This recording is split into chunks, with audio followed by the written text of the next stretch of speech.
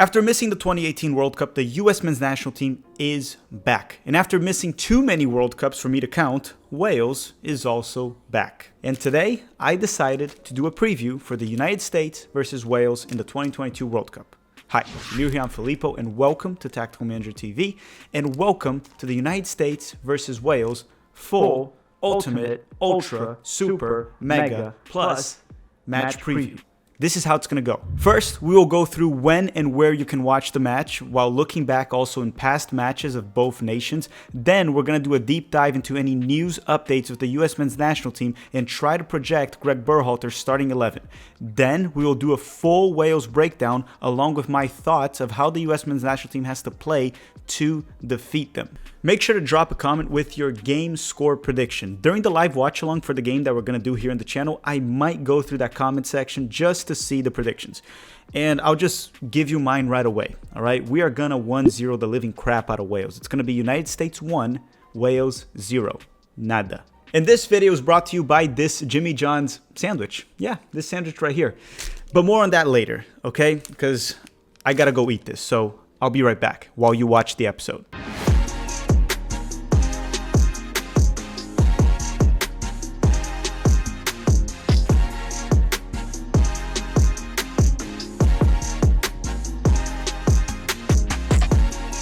The US men's national team is set to face Wales this Monday, November 21st for the first round of the World Cup group stage. It really feels better to say World Cup group stage instead of CONCACAF World Cup qualifying, friendly against Grenada or friendly against Trinidad and Tobago.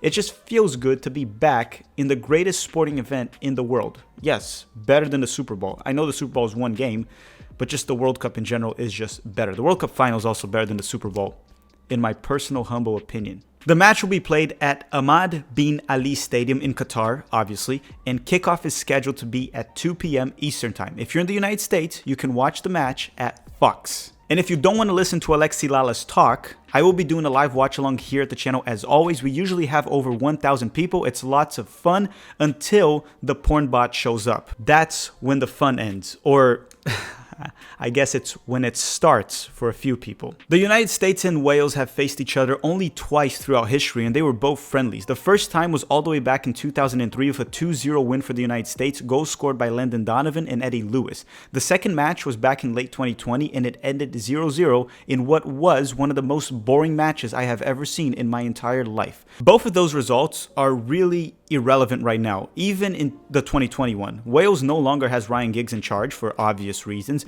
and a good part of the lineup that they put out in 2020 won't be the same for the World Cup. Bale was also not available for that match back in 2020. Ben Davies was on the bench. Nico Williams and Brennan Johnson were a bit too young, and the same goes for the US men's national team. A lot of our young players have improved. We did put out the MMA midfield, Weston McKennie, Tyler Adams, and Yunus Musa, but all three players have improved quite a bit since, along with the fact that we started Sebastian Lletget as a false nine and Conrad de la Fuente was the left winger with no Christian Pulisic. So too much has changed, and it's really not relevant to analyze any of those games in relationship to this World Cup. At the time of this recording for the United States, there are no major news or updates for the US men's national team. Pretty much all the players are fit or fully fit. The only ones that might not be 90 minutes fit are Weston McKennie, Serginho Dest, and Luca de la Torre, as they were all recovering from injuries prior to arriving in Qatar. But they are all expected to be available for the first game, and some possibly start. There have been reports also that Tim Ream was practicing with the starters alongside Walker Zimmerman, and there has also been reports that Greg Berhalter has been prioritizing the MMA midfield as our starting midfield for the World Cup in the training sessions. That is Tyler Adams, Weston McKennie, and Yunus Musa. Berhalter has also implied that Josh Sargent will be a good option against the UK opponents, which is Wales and England, due to familiarity. Now let's go to the projected starting 11 for the US men's national team versus Wales, brought to you by Jimmy John's. And yes, this is a different sandwich, okay? I already ate that one.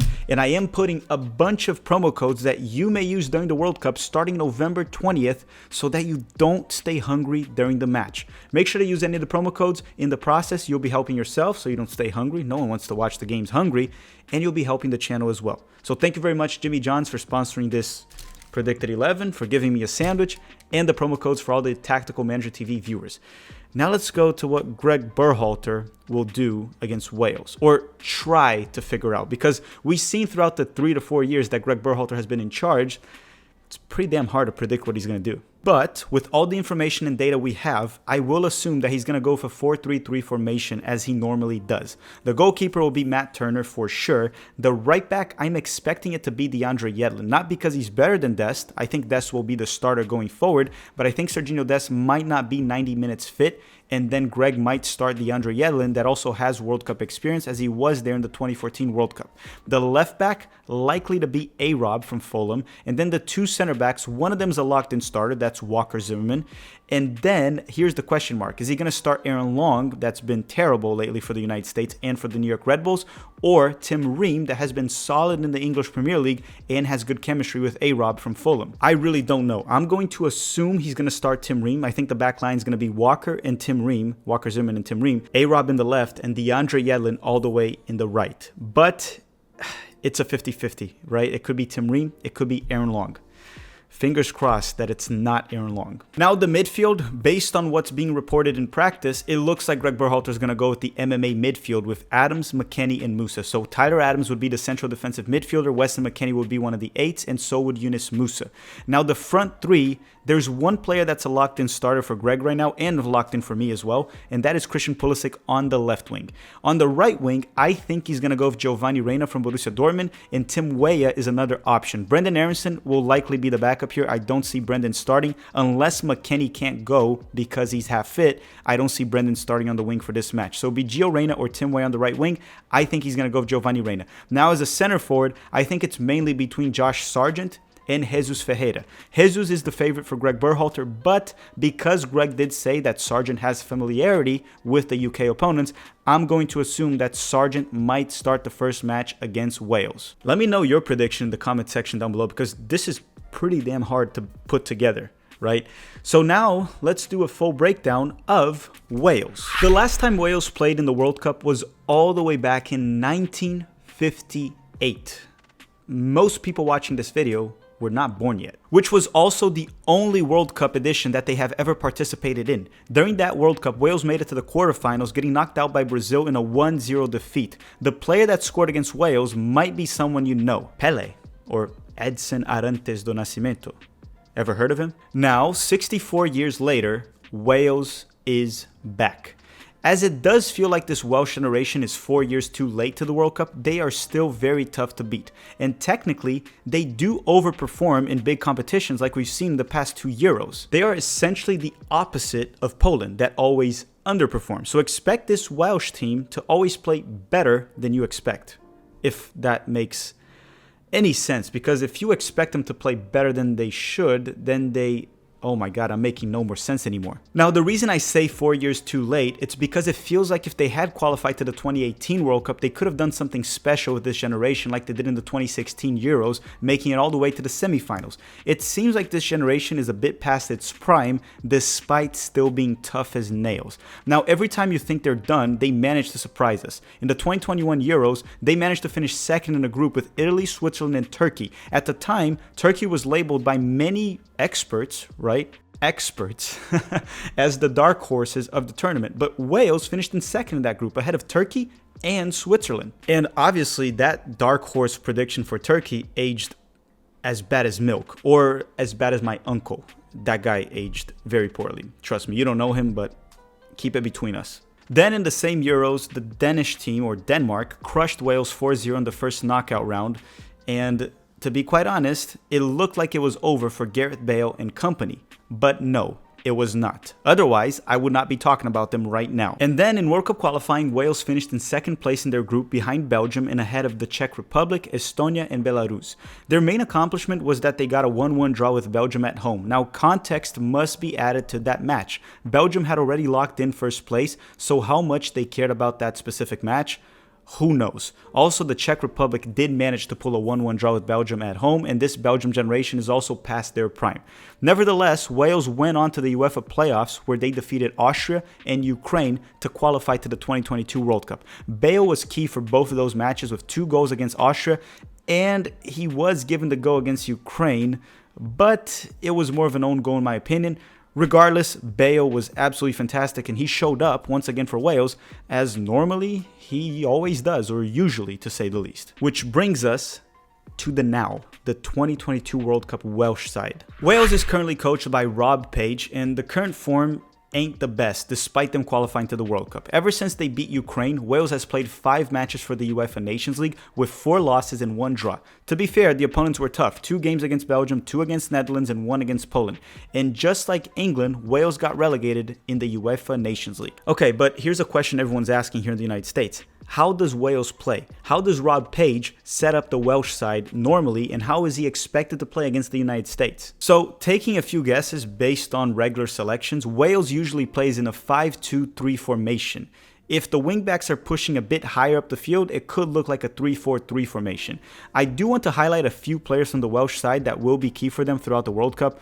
And let's start the goalkeeper here. They do have Wayne Hennessy, the second choice goalkeeper for Nottingham Forest in the English Premier League. He could start. It looks like Rob Page does prefer him, even though ideally you would want Denny Ward from Leicester to be the #1 option for Wales if you are Welsh.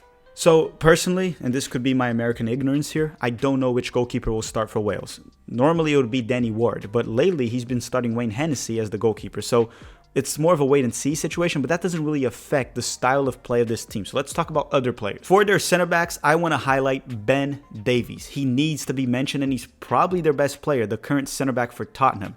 On the left wing back, I want to talk about Nico Williams, that he can be a problem to deal with, a very talented young wing back for Nottingham Forest in the English Premier League. In their midfield, if both are healthy, Aaron Ramsey and Joe Allen are the veterans to watch out for. However, there has been some concerns in regards to Allen's current fitness, and Ramsey currently plays at Nice in France, and Joe Allen is playing at Swansea in the English Championship. And understand, despite being far past their prime, Allen and Ramsey, they are still very dangerous players that could be very effective in the game. Also understand that Wales just hates to play in possession. They will sit back and invite you to attack them so they can hit you in transition, as they do have a lot of players with pace that can cause problems in that setup. As for their front 3, that's anyone's guess. I guess their main options would be Gareth Bale from LAFC, Dan James from Fulham, Harry Wilson from Fulham, Brennan Johnson from Nottingham Forest, and maybe even more, the 6'6" center forward from Bournemouth. Maybe he could start as well. So again, this is a very strong defensive side that will likely play a low block, maybe a mid block, and they will try to hit us in transition, which can make us very vulnerable at times. We have been vulnerable in transition during the Greg Berhalter era in multiple occasions. Wales will invite the US men's national team to hold possession, attack, and sometimes that will give you a false sense that you're dominating the game, that you're controlling the opponent, especially if you're Greg Berhalter. I mean, the man loves possession and XGs. We lost 2-0 to Canada, and the man was saying that he has never seen a more dominant performance. Greg, in the World Cup, one little piece of advice, Greg Berhalter, I would prioritize scoring goals over XGs in possession. Just my opinion. One quick thing that I want to address before we talk about what the US men's national team has to do to defeat Wales. Gareth Bale has been very poor in Major League Soccer for LAFC, and I understand the narrative is going to be that he always turns up for Wales, which is true to a certain extent, and there's only so many times you can do that, being poor form and not taking care of yourself for your club and then showing up for the national team. I will say this, he might not be the biggest player for us to worry about. There's plenty of other players in this Welsh side that can cause much more trouble than Bale.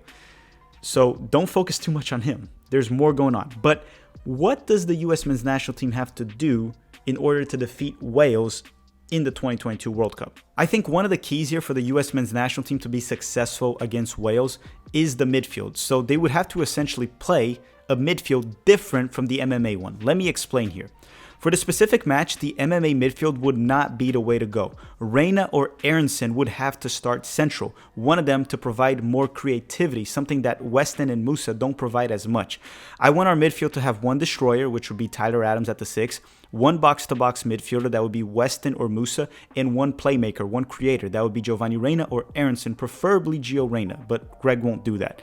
We also need to be very careful at the counter. We don't want to have both fullbacks pushing high up the field, never leave both sides vulnerable. It's easier to cover just one. Also be careful with the high line. Players like Brennan Johnson and Dan James have lots of pace, and that can be a problem. I would really not play a high line against Wales if I'm being completely honest with you. Go for the win, sure, but be cautious about it. about it. Lastly, do not give Bale time and space. We know this is not prime Bale. We know he's not in good form, but if you let him have it, he will give it to you. Avoid also giving silly free kicks near the box because Bale will also punish you.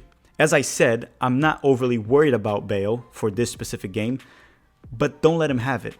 He will give it to us. He will punish you if you give him enough time and space. So hopefully by now you've ordered Jimmy John's, or you will for the game, for the live watch along here in the channel. But what are my final thoughts about this match? This is a key game for both sides. And of course, the World Cup is a short tournament, so every game is key. But mainly we see England topping this group if everything goes as expected. So Wales, the United States, and Iran will battle out for that second spot. Even though I don't think England will go through easily, and they could very much flop in this World Cup under Gareth Southgate.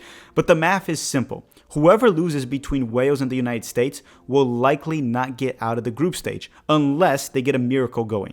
If it's a draw, both will live to fight another day, and whoever wins will be over 60% of the way to the round of 16. So as I said, I believe the United States will pull a 1-0 win. It'll be a grind. This Welsh team is very difficult to play against. Many European giants have seen it, but I still believe that the United States will get a 1-0 win, and so should you. Remember, believe. All right, everyone, thank you very much for watching. Thank you, Jimmy John's, for sponsoring the channel and being the official sandwich of Tactical Manager TV during the World Cup. Don't forget to check out the promo codes that will be active starting November 20th this Sunday. Don't forget to also comment down below your predictions for the United States and Wales. Drop that like button if you enjoyed the preview, and we will have the live watch along for that match, along with plenty of more World Cup content. Thank you very much for watching, and have a great day.